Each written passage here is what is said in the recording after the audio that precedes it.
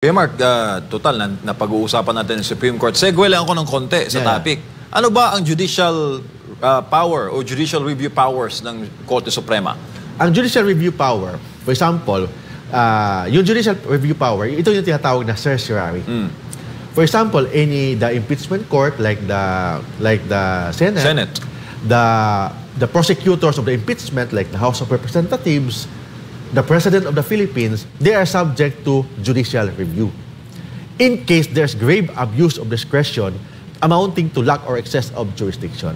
Ang ibig sabihin doon, kung sabihin ng Supreme Court na yung ginagawa ng House of Representatives unconstitutional, hindi ibig sabihin na mas mataas ang Supreme Court sa House of Representatives. They are co-equal. Pag sinabi ng Supreme Court na yung ginagawa ng House of Representatives unconstitutional, hindi ibig sabihin na supreme ang Supreme Court sa House of Representatives, but it is the supremacy of the Constitution. Ini-interpret lang ng Korte Suprema ang saligang batas. Pag sinabi ng Korte Suprema na unconstitutional yung ginagawa ng Presidente, hindi sang-ayon sa ating saligang batas.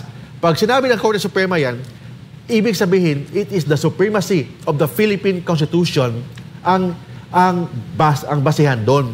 Hindi ibig sabihin na mas mataas ang Korte Suprema kaysa Presidente, mas mataas ang Korte Suprema kaysa House of Representatives. Yun ang ibig sabihin ng judicial review. So meaning, ginagawa lang ng Supreme Court, batay sa atas ng 1987 Constitution, ang kanilang trabaho sa judicial review. Yes, yun yung tawag na judicial review power ng Supreme Court, otherwise known as the certiorari power.